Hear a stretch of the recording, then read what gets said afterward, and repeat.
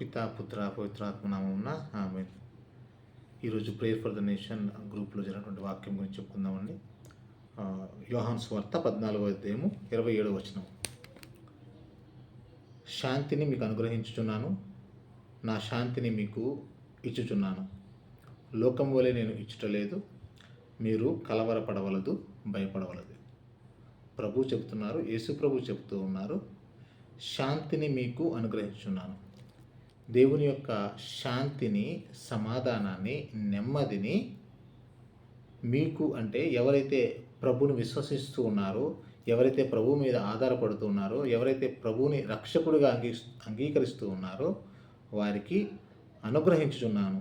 అంటే ప్రభు మీద ఆధారపడే వారందరికీ కూడా యేసు ప్రభు శాంతిని ఇస్తూ ఉన్నారు, నెమ్మదిని, ప్రశాంతతను ఇస్తూ ఉన్నారు. ఈ యొక్క రోజుల్లో మనకున్నటువంటి ముఖ్యమైనటువంటి ప్రాబ్లం ఏమిటి అంటే ప్రశాంతత లేకపోవడం, శాంతి లేకుండా ఉండడం. ఈ యొక్క జనరేషన్లో అందరికీ కూడా అన్నీ ఉంటాయి, కానీ శాంతి ఉండడం లేదు. శాంతి కేవలం యేసు ప్రభు దగ్గర మాత్రం మీకు లభిస్తుంది. నెమ్మది, ప్రశాంతత అనేది యేసు ప్రభు దగ్గర లభిస్తుంది.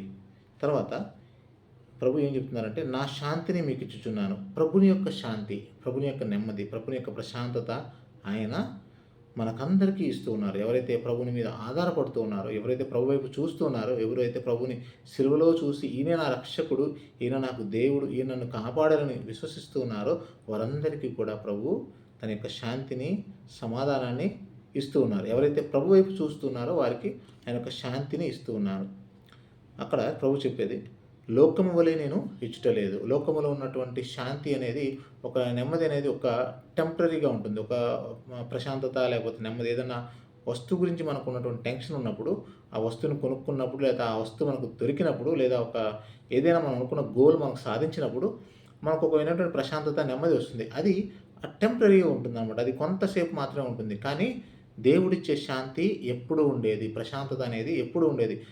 మనకి ఎటువంటి పరిస్థితుల్లో కూడా, అన్ని పరిస్థితుల్లో కూడా, అంటే డబ్బు ఉన్నప్పుడు కానీ, డబ్బు లేనప్పుడు కానీ, సంపాదన ఉన్నప్పుడు కానీ, సంపాదన లేనప్పుడు కానీ, విజయం ఉన్నప్పుడు కానీ, విజయం లేనప్పుడు కానీ, ఎప్పుడూ కూడా ఆ శాంతి మనతోనే ఉంటుంది. నెమ్మదిగా ఉండడం ప్రభు ఆయన మనకి ఇస్తున్నారు. ఇప్పుడు ఈ యొక్క మంచి సమయంలోనే కాదు, కష్ట సమయంలో కూడా మనకి ప్రభు ఇస్తూ ఉన్నాడు. బాధలలో కూడా ఆ ప్రభు ఇస్తున్నాడు. ఇక్కడ చూద్దాం, రోమిలకు రాసిన లేఖ 5వ అధ్యాయం 3వ వచనంలో, మన బాధలలో కూడా మనము ఆనందించుదుము. మన యొక్క కష్టాలలో, బాధల్లో ఉన్నప్పుడు కూడా యేసు ప్రభు వైపు చూసినప్పుడు ఆయన శాంతి ద్వారా మనం ఆనందిస్తూ ఉన్నాము. మనం కష్టాల్లో ఉన్నా కూడా ఆయన చూసి మనం ఆనందిస్తున్నాము. ఏలైనా కష్టములు ఓర్పు సచ్చలమును నిరీక్షణను కలిగించును. ఈ నిరీక్షణ మనకు నిరాశను కలిగింపదు. ఈ యొక్క కష్టాలు వచ్చినప్పుడు ఏమవుతుందంటే మనకు ఓర్పు వస్తుంది. ఓర్పు వచ్చినప్పుడు ఓర్పు నుంచి మనకు ఒక నిరీక్షణ లభిస్తుంది. అది మనకు నిరాశను కలిగించదు. ఎప్పుడైతే ఈ కష్టాల ద్వారా మాత్రమే ప్రతి ఒక్క వ్యక్తి కూడా ప్రభు వైపు వస్తూ ఉంటాడు, ఓర్పును తెచ్చుకుంటూ ఉంటాడు, నెమ్మదిని వస్తూ ఉంటాడు. యేసు ప్రభు కూడా సిలువలో చూసినప్పుడు ఆయన కష్టపడుతూ ఉన్నాడు, బాధపడుతున్నాడు. ఆ జీవితం అంతా కూడా ఆయన యేసు ప్రభు కావాలనుకుంటే ఆయన ఒక రాజు కుటుంబంలో జన్మించవచ్చు. కానీ యేసు ప్రభు తను తాను తగ్గించుకుంటూ ఉన్నాడు. దేవుడై ఉండి కూడా తను తాను తగ్గించుకొని, తక్కువగా ఉంచుకొని, ఒక పూరి గుడిసెలో పుడుతూ ఉన్నాడు, పశువుల పాకలో పుడుతూ ఉన్నాడు. ఆయన ఒక చాలా పేద కుటుంబంలో ఆయన జీవిస్తూ ఉన్నాడు. ఎందుకొరకు అంటే మనందరికీ ఒక సుమార్తృకగా ఉండడం కోసం ఆయన అలా జీవిస్తూ ఉన్నాడు. మన పాపాల నిమిత్తం ఆయన తను తాను తగ్గించుకొని ఆ విధంగా వస్తున్నాడు. ఎప్పుడైతే మనం కూడా ప్రభు వైపు చూస్తూ ఉన్నామో, ఎంత కష్టం ఉన్నా, బాధ ఉన్నా కూడా దేవుని యొక్క శాంతి మనకు వస్తూ ఉంది. ఆ శాంతి మనకు ఆనందము ప్రసాదిస్తూ ఉంది. ఆ ప్రసాదించింది మనకు నిరీక్షణ ఇస్తూ ఉంది. ఎటువంటి పరిస్థితుల్లో అయినా సరే మనం నెమ్మదిగా ఉండే ఒక నిరీక్షణ దేవుడు మనకిస్తూ ఉన్నాడు. తర్వాత అందులోనే మనం చూసినట్లయితే 27వ వచనంలో, మరలా యోహాను సువార్త 4వ అధ్యాయం 27వ వచనంలో, నేను మీకు శాంతిని అనుగ్రహించుచున్నాను, నా శాంతిని మీకు ఇచ్చుచున్నాను. దేవుని యొక్క శాంతిని మనకి ఇస్తున్నాడు. లోకం వల్ల ఇచ్చడం లేదు. లోకం ఇచ్చే శాంతి కొంతసేపు ఉంటుంది, ఒక 10 నిమిషాలు, ఒక రోజు లేదా 2 రోజులు.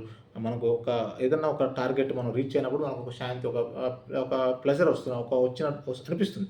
కానీ అది టెంపరీగానే ఉంటుంది. కానీ ప్రశాంతత మనకి ఎప్పుడు వస్తుందంటే దేవుడి దగ్గర మాత్రమే వస్తుంది.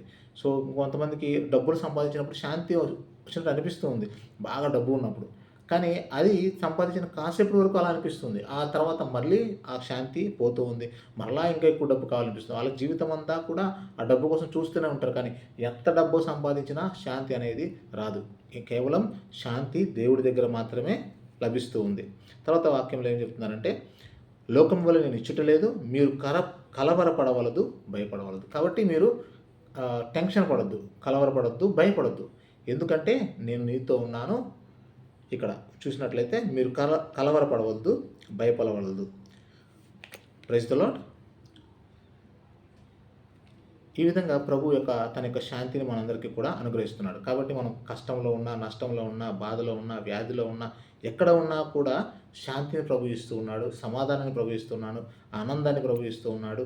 ఎంత ఇబ్బందిలో ఉన్నా కూడా దేవుడు ఓర్పునిస్తూ ఉన్నాడు. దాని ద్వారా మనము సంతోషాన్ని పొందగలుగుతున్నాం. యేసు ప్రభు కూడా కష్టపడుతూ ఉన్నాడు, బాధపడుతూ ఉన్నాడు. కానీ దేవుని యొక్క ఆత్మశక్తి ద్వారా దేవుడు దాన్ని అన్ని కూడా జయించి బయటకు వచ్చాడు. యేసు ప్రభువే జయించి వచ్చాడు. మనందరికీ కూడా జయించడానికి శక్తిని ఇస్తున్నాడు. అటువంటి శక్తిని, శాంతిని దేవుడు మనకు అనుగ్రహించాలని కోరుకుంటూ, పిత, పుత్ర, పవిత్రాత్మ నామమున ఆమేన్. Praise the lord.